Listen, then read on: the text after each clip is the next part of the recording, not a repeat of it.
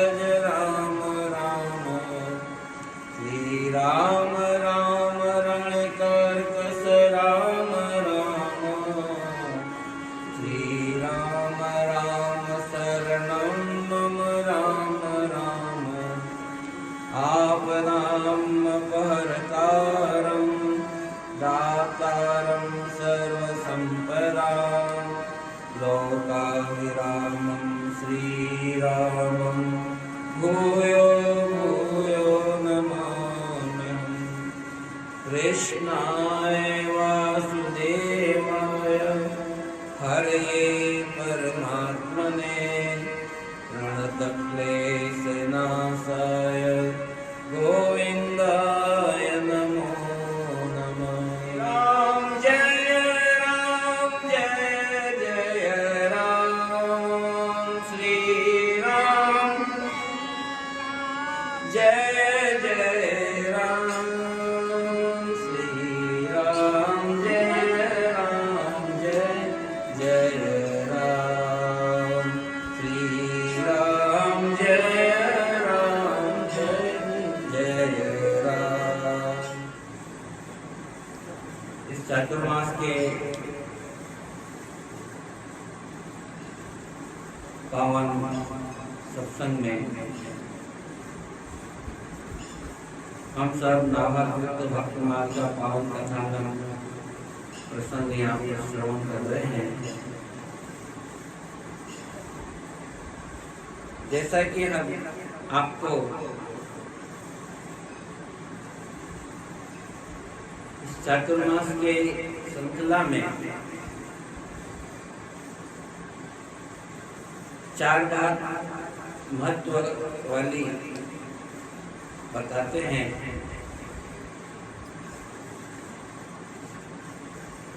उन बातों पर अमल करना, उनको समझना हमारे लिए हर तरह से लाभकारी है।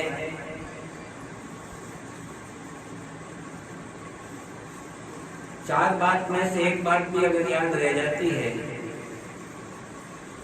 तो वो भी हमारे लिए बड़ी सार्थक होती है।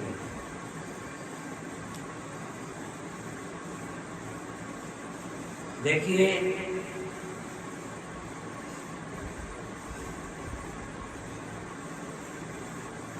हम आज आपको जो है स्थिति के बारे में बता रहे हैं। स्थिति का मतलब समझते हो? स्थिति का मतलब होता है हालात। अरे साहब, इसकी स्थिति सही नहीं है,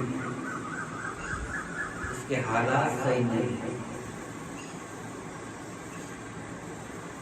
तो स्थिति भी जो है वो 4 प्रकार की होती है।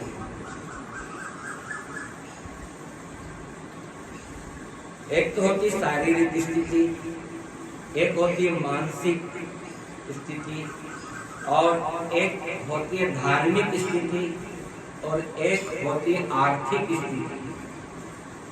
ये 4 प्रकार के हालात मानव के साथ चलते हैं। ये स्थितियां थोड़ी ज्यादा, कभी कम, कभी ज्यादा, कभी कम, कभी आगे, कभी पीछे। ये स्थितियां बदलती भी रहती है, परिवर्तन भी इनका होता रहता है। लेकिन संत तो ये कहते हैं, शास्त्र कहते हैं कि हर स्थिति में भगवान के भक्त को जो है सम रहना चाहिए, शांत रहना। हर स्थिति में उसको बना रहना चाहिए, क्योंकि परमात्मा के हाथ में है ये। तो पहले आते हैं हमारी शारीरिक स्थिति। और शारीरिक स्थिति अगर हमारी अच्छी है, शरीर में पूर्ण रूप से बल है, ताकत है, फुर्ती है, शरीर हमारा निरोग है, तो हम भगवान की आराधना भी कर सकते हैं, दुखी प्राणियों की सेवा भी कर सकते हैं, और भी कई परोपकार जन्य कार्य हम इस शरीर से कर सकते हैं।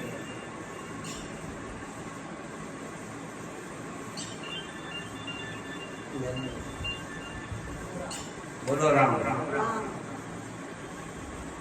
तो हमारी शारीरिक स्थिति मजबूत होना चाहिए सबसे पहले। और संतों ने कहा है इस 7 सुखों का वर्णन करते हुए कि पहला सुख निरोगी काया, शरीर स्वस्थ है, मन स्वस्थ है, हमारी इंद्रियां स्वस्थ है, कर्मेंद्रियां स्वस्थ है, ज्ञानेंद्रियां स्वस्थ है, मन स्वस्थ है, इनकी स्थितियां बराबर सही है, इनका संतुलन सही है, तो हम अनेक परमार्थ कार्य कर सकते हैं, अनेक प्रकार के जो है धार्मिक कार्य भी कर सकते हैं। और शरीर ही हमारा रुग्ण है, क्योंकि ये शरीर जो है ना ये गंदी काया है।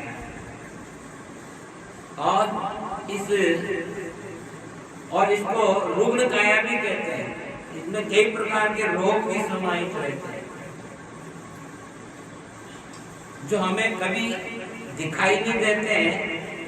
एहसास तो होता है लेकिन दिखाई नहीं देता है, उन रोगों को देख नहीं पाते। बोलो राम राम। ये शरीर के रोग हैं, ये भूख, प्यास, निद्रा, आलस्य, ये सारे बीमारियां, ये रोग ही मानी है, संतों ने इनको रोग ही बताया। लेकिन इन रोगों को समाप्त करने के लिए, शांत करने के लिए इनका उपचार करना चाहिए समय समय पर। औषधि, अन्न भी औषधि है। शारीरिक स्थिति को कायम रखने के लिए अन्नमय औषधि का इसको जो है आहार प्रदान करो, जल प्रदान करो। जल भी औषधि है। समय पर जल पिलाओ, समय पर भोजन कराओ, समय पर इनको वस्त्र धारण कराओ, हर तरह से इनका सर्दी में, गर्मी में, बरसात में शरीर का ध्यान रखो। और तब तो हमारी ये शारीरिक स्थिति जो है बनी रहेगी, कायम रहेगी, अच्छी रहेगी। वरना जरा सी लापरवाही हुई और हमारे शरीर में रोग घर कर लेंगे और फिर हम पराधीन हो जाएंगे, असहाय हो जाएंगे और फिर हम कुछ नहीं कर पाएंगे। तो हमारी स्थिति को समझिए, शारीरिक स्थिति हमारी सुदृढ़ होना चाहिए। समय समय पर इसको हर तरह से पुष्ट रखो। बोलो राम। तो हमारी शारीरिक जो है स्थिति है ये सही होना चाहिए, सही रहना चाहिए। और उसके साथ साथ अगर शारीरिक स्थिति सही बन जाती है तो फिर हमारी मानसिक स्थिति भी सही रहना चाहिए। और मानसिक स्थिति जो है वो शारीरिक स्थिति से भी ज्यादा विकृत बन जाती है। शरीर में सब कुछ ज्ञान होता हुआ भी, विवेक होते हुए भी और शरीर पुष्ट होते हुए भी हमारा मन जो है वो विकृत हो जाता है।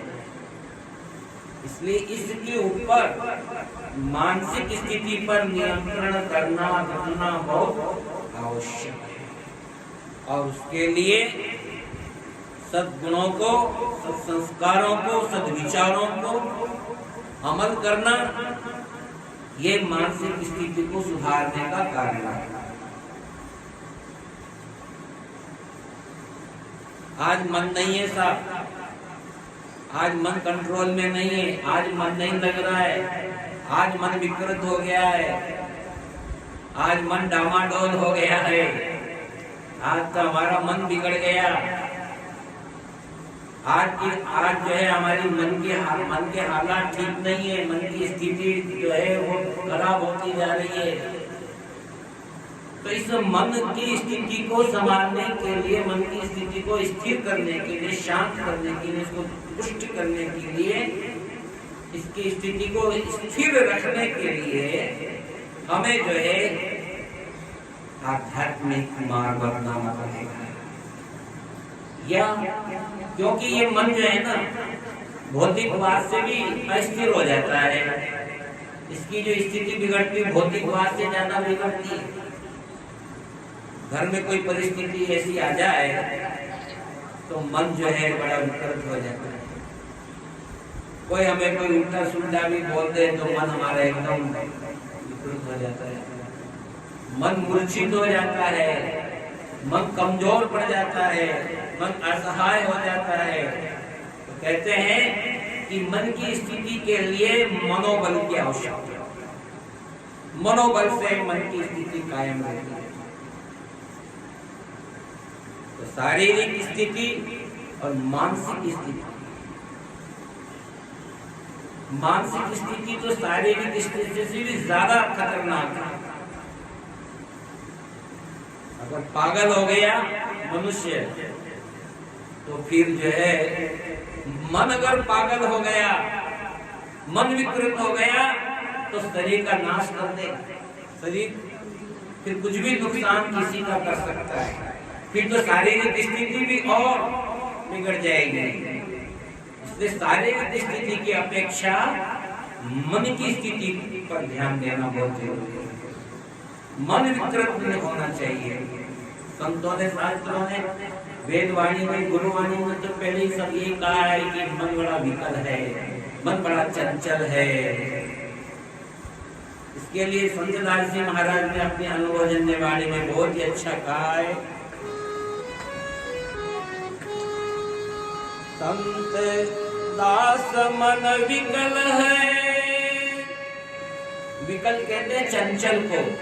संत दास मन विकल है, अटकन माने काय, भला बुरा देखे नहीं, जहाँ तहाँ चल जाए। ये मन जो है, शरीर तो फिर भी अगर एक जगह बैठा है तो बैठा रहेगा, इसकी स्थिति कायम रहेगी, लेकिन मन की स्थिति कायम नहीं रहती है। इसलिए मन को जो है ध्यान योग के द्वारा, सत्संग के द्वारा, भजन के द्वारा, प्राणायाम के द्वारा, श्वासोश्वासा भजन के द्वारा, जपा जाप के द्वारा इस मन को जो है स्थिर रखना हमारा परम लक्ष्य है और परम कर्तव्य है और परम धर्म है। इस मन को स्थिर रखना बहुत जरूरी है। शारीरिक स्थिति और मानसिक स्थिति, और इसके बाद में आती धार्मिक स्थिति। धार्मिक स्थिति जो है ये थोड़ी घट करके है। देखिए, धार्मिक स्थिति में जो है हमारी मन स्थिति अच्छी होगी, शारीरिक स्थिति अच्छी होगी, मन स्थिति अच्छी होगी तो हमारी धार्मिक स्थिति भी अच्छी बनी रहेगी, है ना। शरीर में निरोग, शरीर हमारा निरोग होगा, शरीर में कोई रोग नहीं होगा, स्वस्थ काया होगी तो मन भी हमारा स्वस्थ प्रसन्न चित्त रहेगा, और मन प्रसन्न चित्त रहेगा तो धार्मिक स्थिति हमारी बढ़ेगी। धर्म करने की, भगवान का नाम लेने के लिए, पाठ करने के लिए, अनुष्ठान करने के लिए, दान धर्म पुण्य तीर्थाटन आदि सत्कर्म करने की हमारी ये धार्मिक स्थिति जो है मजबूत बनेगी। आज हमारी धार्मिक स्थिति बड़ी कमजोर है। इस समय काल में देखते नहीं है हम, बड़े बड़े एक गाँव में सुनते हम संत हैं, हमारा कई जगह भ्रमण होता रहता है।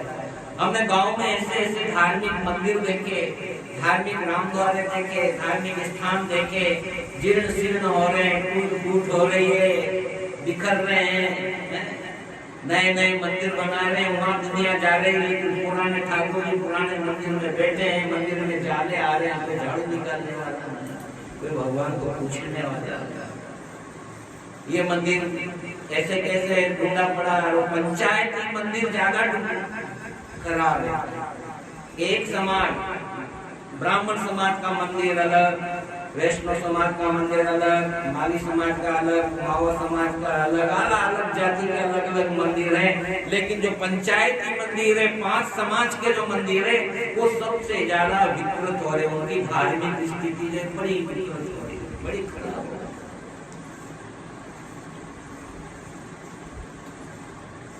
उस धार्मिक स्थिति को मजबूत करने के लिए हमें संगठित होना पड़ेगा, और उसके लिए हमको कलेक्शन करना पड़ेगा, चंदा लेना पड़ेगा, घर घर जाकर के धनराशि एकत्रित करना पड़ेगी। आर्थिक स्थिति भी तो मजबूत होगी ना। ये आखिरी स्थिति है हमारी, आर्थिक स्थिति, शारीरिक स्थिति, मानसिक स्थिति, धार्मिक स्थिति और आर्थिक स्थिति, और सारी 3 स्थितियां जो है ना, ये आर्थिक स्थिति पर निर्भर करती है। क्योंकि हमारा जो है ना अर्थ प्रधान देश है, तो इस अर्थ प्रधान देश में जो है अर्थ के बिना काम नहीं चलता, अर्थ के बिना सब काम व्यर्थ माना जाता है। बात बात के घर से बाहर निकलो, पास में पैसा हो तो आप बाहर निकल सकते हैं, अर्थ बिना सब व्यर्थ है। इसलिए आर्थिक स्थिति हमारी मजबूत होगी तो धार्मिक स्थिति भी हमारी जो है सुदृढ़ हो जाएगी। इसलिए हमारी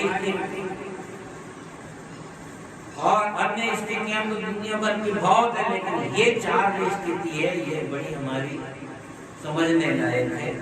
तो शारीरिक स्थिति हमारी अच्छी होना चाहिए, शरीर स्वस्थ होना चाहिए। इसके लिए हम आलस का त्याग करके पुरुषार्थ करें। घर में सब सुख हो, सब सुविधा हो, सब प्रकार का ठाट हो, लेकिन इसका मतलब ये नहीं है कि हमारे घर में नौकर है तो हम ऑर्डर देकर के पानी का गिलास मंगाएं और हम पिए। बस इसी छोटी सी बात को समझना है कि हम बैठे बैठे रोटी मंगवा रहे हैं, बैठे बैठे पानी मंगवा रहे हैं, बैठे बैठे जो है बटन दबवा रहे हैं, पंखा चलाओ, कूलर चलाओ, ये लाओ, वो लाओ, और बैठे बैठे जो है ना शरीर जो है, शरीर की स्थिति दुर्बल होती है, कमजोर होती है। इसलिए पुरुषार्थ हमारे शरीर से पुरुषार्थ होना चाहिए। जितना पुरुषार्थ होगा उतनी शारीरिक स्थिति हमारी मजबूत रहेगी। जल्दी उठिए, जल ज्यादा पीजिए, घूमिए, टहलिए। अंग्रेजी में बोलते हैं, कौन सा वॉक बोलते हैं वो, मॉर्निंग वॉक कीजिए। हम अंग्रेज की औलाद बनने जा रहे हैं, हिंदुस्तान में रहते हिंदी वासी हिंदू हैं, हिंदी सीखे, हिंदुस्तान में रहते हैं, लेकिन पाश्चात्य संस्कृति को अपनाते हैं। ये भी हमारी मनोस्थिति भी हमारी डामाडोल है। फिर भी ठीक है, आवश्यकता के अनुसार तो पढ़े लिखे बुद्धिजीवी हैं, जहाँ जहाँ आवश्यकता हो उस जगह तो इसका प्रयोग किया जाए तो भी अच्छा है। लेकिन जो है हमारे राजस्थान की कहावत है, देसी घोड़ी और पूर्वी चाल। देसी घोड़ी पूर्वी चाल चलने वाला ही अपनी शारीरिक स्थिति, मानसिक स्थिति, धार्मिक स्थिति, आर्थिक स्थिति को कमजोर करता है। आई समझ में? इसलिए जो है हमारी चारों स्थितियां जो है तो शरीर को सुडौल रखने के लिए, शरीर को बलवंत रखने के लिए उसको निरंतर अपनी दिनचर्या में परिवर्तन करें तो शारीरिक स्थिति हमारी अच्छी बनती है। और देखो शरीर अच्छा है, मन प्रसन्न है तो किसी चीज की फिर कोई कमी नहीं, अर्थ की भी कमी नहीं आएगी तो धर्म की भी कमी नहीं आएगी। अस्तु, तो मैंने जो है ये 4 बात आपको बताई है, एक शारीरिक स्थिति, एक आर्थिक स्थिति और एक मानसिक स्थिति और एक धार्मिक स्थिति। ये 4 स्थितियों पर हमें ध्यान देना है।